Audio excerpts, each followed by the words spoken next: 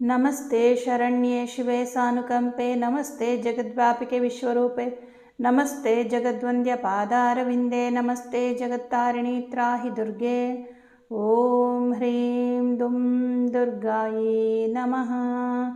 ಓಂ ಶ್ರೀ ಗುರುಭ್ಯೋ ನಮಃ. ನಮ್ಮ ಯೂಟ್ಯೂಬ್ ವಾಹಿನಿಯ ಸಮಸ್ತ ವೀಕ್ಷಕರಿಗೆ ನಿಮ್ಮ ನೇತ್ರಾವತಿ ಮಾಡುವ ನಮಸ್ಕಾರಗಳು. ಮಾಸ ಭವಿಷ್ಯ ಕಾರ್ಯಕ್ರಮಕ್ಕೆ ನಿಮ್ಮೆಲ್ಲರಿಗೂ ಆತ್ಮೀಯವಾದ ಸ್ವಾಗತ. ಜುಲೈ ತಿಂಗಳಿನಲ್ಲಿ ಯಾವ ಯಾವ ರಾಶಿಯವರಿಗೆ ಯಾವ ರೀತಿಯ ಫಲವನ್ನು ಕೊಡ್ತಾ ಇದ್ದಾರೆ ಗ್ರಹಗಳು ಅನ್ನೋದನ್ನು ಈ ಕಾರ್ಯಕ್ರಮದಲ್ಲಿ ತಿಳ್ಕೊಳ್ಳೋಣ. ವೃಶ್ಚಿಕ ರಾಶಿಯವರಿಗೆ ಜುಲೈ ತಿಂಗಳ ಒಂದು ಭವಿಷ್ಯ ಹೇಗಿದೆ ಅನ್ನೋದನ್ನು ನೋಡೋಣ.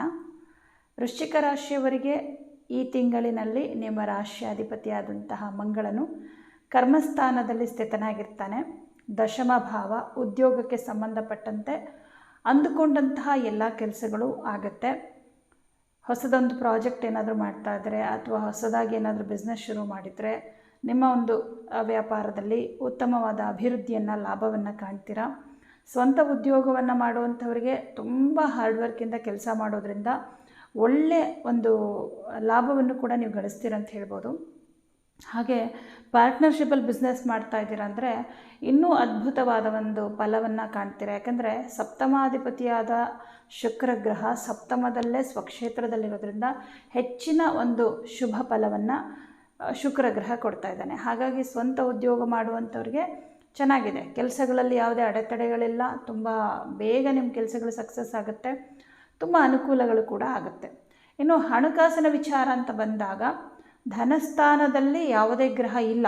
ನಿಮಗೆ 2ನೇ ಮನೆಯಲ್ಲಿ ಯಾವ ಗ್ರಹನೂ ಇಲ್ಲ. ಆದರೆ 2ನೇ ಮನೆ ಅಧಿಪತಿಯಾದ ಗುರುಗ್ರಹ 2ನೇ ಮನೆಯನ್ನು ನೋಡ್ತಾ ಇದ್ದಾನೆ ಅಷ್ಟಮದಲ್ಲಿ ಕೂತ್ಕೊಂಡು. ಹಾಗೆ ಆ ಗುರುವಿನ ಜೊತೆ ರವಿ ಕೂಡ ಇದ್ದಾನೆ. ಸಣ್ಣ ಪುಟ್ಟದ್ದು ಖರ್ಚುಗಳು ಇದ್ದೇ ಇರುತ್ತೆ ಈ ತಿಂಗಳಲ್ಲಿ. ಆದರೆ ನಿಮ್ಮ ಒಂದು ಕೆಲಸದಿಂದ ನಿಮಗೆ ಲಾಭ ಅಂತೂ ಇದ್ದೇ ಇರುತ್ತೆ. ಹಾಗಾಗಿ ಈ ಒಂದು ತಿಂಗಳಲ್ಲಿ ಹಣಕಾಸಿನ ಮುಗ್ಗಟ್ಟು ಕಂಡುಬರೋದಿಲ್ಲ. ಇನ್ನು ತೃತೀಯ ಭಾವಾಧಿಪತಿಯಾದಂತಹ ಶನಿಗ್ರಹ ಪಂಚಮದಲ್ಲಿ ಸ್ಥಿತನಾಗಿದ್ದಾನೆ. ಇವನು ನಿಮಗೆ ಚತುರ್ಥಾಧಿಪತಿ ಕೂಡ ಆಗಿರೋದ್ರಿಂದ ಮಾನಸಿಕ ನೆಮ್ಮದಿಯ ಕೊರತೆ ಇರುತ್ತೆ. ಪಂಚಮ ಶನಿ ಶುರುವಾದ ಮೇಲೆ ವೃಶ್ಚಿಕ ರಾಶಿಯವರಿಗೆ ಸಾಕಷ್ಟು ಬೇಸರಗಳು, ದುಃಖ, ಸಮಸ್ಯೆಗಳು ಎಲ್ಲವೂ ಶುರುವಾಯಿತು. ನಾನು ಈಗಾಗಲೇ ಪಂಚಮ ಶನಿಗೆ ಪರಿಹಾರವನ್ನು ಹೇಳ್ತಾ ಬಂದಿದ್ದೀನಿ. ಪ್ರತಿ ವಾರ ಕೂಡ ಹೇಳ್ತಾ ಇದ್ದೀನಿ. ಈ ತಿಂಗಳು ಕೂಡ ನಿಮಗೆ ಹೇಳ್ತಾ ಇದ್ದೀನಿ. ಪಂಚಮ ಶನಿಗೆ ಪರಿಹಾರವನ್ನು ಮಾಡಿಕೊಂಡ್ರೆ ಮಾನಸಿಕ ನೆಮ್ಮದಿ ಸಿಗುತ್ತೆ. ಜೊತೆಗೆ ಯಾವ್ಯಾವ ಕೆಲಸದಲ್ಲಿ ತುಂಬ ಅಡೆತಡೆಗಳಾಗ್ತಾ ಇದೆ ಅದೆಲ್ಲ ನಿವಾರಣೆ ಆಗುತ್ತೆ. ಹಾಗೆ ತೃತೀಯ ಭಾವಾಧಿಪತಿಯಾಗಿ ಪಂಚಮದಲ್ಲಿರೋದ್ರಿಂದ ತುಂಬ ಪ್ರೀತಿ ಪಾತ್ರರಿಂದ ನಿಮಗಾಗುವಂತಹ ಬೇಸರಗಳು, ದುಃಖಗಳು ಇದೆಲ್ಲವೂ ಕಡಿಮೆ ಆಗುತ್ತೆ. ಪ್ರತಿ ವಾರ ಎಳ್ಳೆಣ್ಣೆಯನ್ನು ಅಥವಾ ಕಪ್ಪು ಎಳ್ಳನ್ನು ಯಾವುದಾದ್ರೂ ದೇವಸ್ಥಾನಕ್ಕೆ ಕೊಡಿ. ಇದರ ಜೊತೆಗೆ ಉದ್ದಿನಬೇಳೆ ಮತ್ತು ಹುರುಳಿಕಾಳು ಇದನ್ನು ಕೂಡ ಕೊಡಬೇಕು. ಯಾಕಂದರೆ 4ನೇ ಮನೆಗೆ ರಾಹು ಬಂದಿರೋದ್ರಿಂದ ತಾಯಿಯ ಆರೋಗ್ಯದ ವಿಚಾರದಲ್ಲಿ, ಆಸ್ತಿಯ ವಿಚಾರದಲ್ಲಿ ಏನಾದರೂ ಸಮಸ್ಯೆಗಳಾಗುತ್ತೆ. ಚತುರ್ಥ ಭಾವವನ್ನು ಮಾತೃಸ್ಥಾನ ಅಂತ ಹೇಳ್ತೀವಿ. ಹಾಗೆ ಆಸ್ತಿ, ಮನೆ, ಭೂಮಿ ಅಂತೆಲ್ಲ ಹೇಳ್ತೀವಿ. ಹಾಗಾಗಿ ಈ ವಿಚಾರಗಳಲ್ಲಿ ಏನಾದರೂ ಟೆನ್ಷನ್ಗಳು, ಈಗಾಗಲೇ ಕೋರ್ಟು ಕೇಸು ಅಂತ ಭೂಮಿ ವಿಚಾರವಾಗಿ ವ್ಯಾಜ್ಯಗಳಿತ್ತು ಅಂದರೆ ಅದು ಇನ್ನಷ್ಟು ಜಾಸ್ತಿ ಆಗೋದು, ಈ ಥರದ್ದೆಲ್ಲ ಕಂಡುಬರುತ್ತೆ. ಹಾಗಾಗಿ ಪ್ರತಿ ಶನಿವಾರ ಉದ್ದಿನಬೇಳೆ, ಹುರುಳಿಕಾಳು ಹಾಗೆ ಕಪ್ಪು ಎಳ್ಳು ಇದನ್ನು ಯಾವುದಾದ್ರೂ ದೇವಸ್ಥಾನಕ್ಕೆ ಒಂದು 1/4 kg ಕೊಡಿ. ಇದರಿಂದ ರಾಹು, ಕೇತು ಮತ್ತು ಶನಿಯ ಅಶುಭ ಫಲ ಕಡಿಮೆ ಆಗುತ್ತೆ.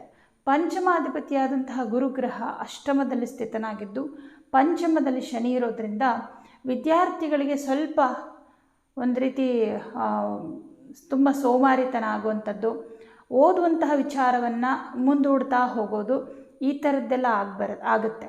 ಹಾಗೆ ಪಂಚಮಾಧಿಪತಿ ಅಷ್ಟಮದಲ್ಲಿರೋದ್ರಿಂದ ಎಜುಕೇಷನ್ ವಿಚಾರದಲ್ಲಿ ಸ್ವಲ್ಪ ಕಷ್ಟಗಳಾಗುವಂಥದ್ದು. ಅದಕ್ಕೆ ವಿದ್ಯಾರ್ಥಿಗಳು ಮುಖ್ಯವಾಗಿ ಪ್ರತಿ ಗುರುವಾರ ಕಡಲೆಬೇಳೆಯನ್ನು ಯಾವುದಾದ್ರೂ ದೇವಸ್ಥಾನಕ್ಕೆ ಕೊಡಬೇಕಾಗತ್ತೆ.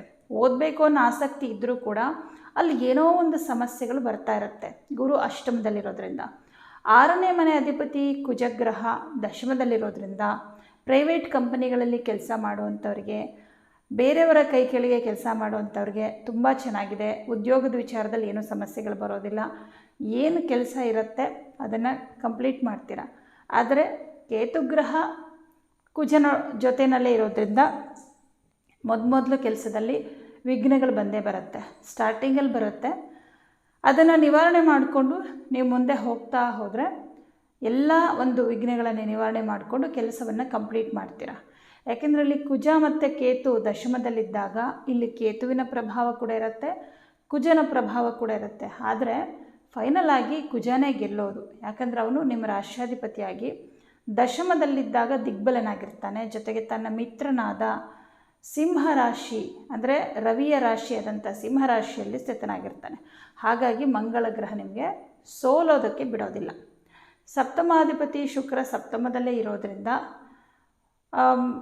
ಸಂಗಾತಿಯ ಜೊತೆ ಪ್ರಯಾಣ ಮಾಡುವಂಥದ್ದು, ನಿಮ್ಮ ಕೆಲಸ ಕಾರ್ಯಗಳಿಗೆ ನಿಮ್ಮ ಸಂಗಾತಿಯಿಂದ ಉತ್ತಮ ಸಹಾಯ ಸಹಕಾರ ಸಲಹೆಗಳನ್ನ ಕೊಡುವಂಥದ್ದು, ಇದೆಲ್ಲದರ ಜೊತೆಗೆ ನಿಮ್ಮ ಸಂಗಾತಿಯ ಜೊತೆ ಪ್ರಯಾಣ ಮಾಡೋದ್ರಿಂದ ತುಂಬ ವಿಚಾರಗಳನ್ನು ಮಾತಾಡ್ಕೊಳ್ಳೋದ್ರಿಂದ ಮನಸ್ಸಿಗೆ ಒಂದು ರೀತಿ ಸಮಾಧಾನ ಇರುತ್ತೆ. ಅಷ್ಟಮಾಧಿಪತಿ ಬುಧ ಗ್ರಹ ಭಾಗ್ಯದಲ್ಲಿದ್ದಾನೆ. ಈ ಬುಧ ನಿಮಗೆ ಲಾಭಾಧಿಪತಿ ಕೂಡ ಆಗಿರೋದ್ರಿಂದ ಬಿಸ್ನೆಸ್ ವಿಚಾರದಲ್ಲಿ ಉತ್ತಮವಾದ ಲಾಭವನ್ನು ಕೊಡ್ತಾನೆ. ಪೂಜೆ ಪುನಸ್ಕಾರಗಳು, ಧರ್ಮದಲ್ಲಿ ಆಸಕ್ತಿ, ದೇವಸ್ಥಾನಕ್ಕೆ ಹೋಗುವಂಥದ್ದು, ಧಾನ್ಯಗಳನ್ನು ಕೊಡುವಂಥದ್ದು, ಇದೆಲ್ಲವನ್ನು ಕೂಡ ಮಾಡ್ತೀರ. 9ನೇ ಮನೆ ಅನ್ನೋದು ಧರ್ಮಸ್ಥಾನ. ಅಲ್ಲಿ ಬುಧ, ಗುರು ಈ ಥರ ಶುಭಗ್ರಹಗಳು ಬಂದಾಗ ದೇವರ ಮೇಲೆ ನಂಬಿಕೆ ಭಕ್ತಿ ಹೆಚ್ಚಾಗತ್ತೆ. ಶನಿ ಮತ್ತು ರಾಹುಕೇತುವಿಗೆ ನಾ ಹೇಳಿರೋ ಪರಿಹಾರ ಮಾಡಿದ್ರೆ ಪಂಚಮ ಶನಿಯ ಒಂದು ಭಯನೂ ಕೂಡ ನಿಮಗಿರೋದಿಲ್ಲ.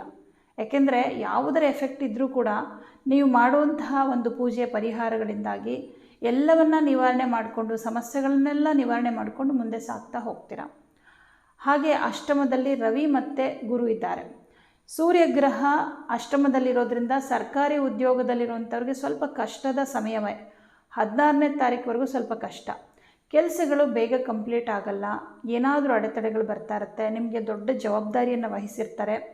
ಹಾಗಾಗಿ ಪದೇ ಪದೇ ನಿಮ್ಮ ಮೇಲಧಿಕಾರಿಗಳು ನಿಮಗೆ ಬೈಯೋವಂಥದ್ದು, ಅಥವಾ ನೀವೇನೋ ಒಂದು ಅವ್ರ ಹತ್ರ ಕೇಳಬೇಕು ಆದರೆ ರೆಸ್ಪಾನ್ಸ್ ಮಾಡ್ತಾ ಇಲ್ಲ, ನಿಮ್ಮ ಕೆಲಸದ ಕಡೆ ಅವ್ರು ಗಮನ ಕೊಡ್ತಾ ಇಲ್ಲ, ನಿಮ್ಮ ಕೆಲಸವನ್ನು ಅವ್ರು ಗುರುತಿಸ್ತಾ ಇಲ್ಲ, ಈ ಥರ ಎಲ್ಲ ಸ್ವಲ್ಪ ಬೇಜಾರಾಗ್ತಾ ಇರುತ್ತೆ. ನಾನು ಇಷ್ಟೊಂದು ಕೆಲಸ ಮಾಡಿದ್ರು, ಇಷ್ಟು ಹಾರ್ಡ್ ವರ್ಕ್ ಮಾಡಿದ್ರು ಕೂಡ ನನ್ನ ಬಾಸ್ ಆಗಿರ್ಬೋದು, ನಮ್ಮ ಮೇಲಧಿಕಾರಿ ಆಗಿರ್ಬೋದು, ಯಾರೂ ಇದನ್ನು ಗುರುತಿಸ್ತಾ ಇಲ್ವಲ್ಲ, ನಾನು ಕಷ್ಟಪಡ್ತಾ ಇರೋದು ಸುಮ್ಮನೆ ವ್ಯರ್ಥ ಅನ್ನೋ ಥರ ಅನ್ನಿಸ್ತಾ ಇರುತ್ತೆ.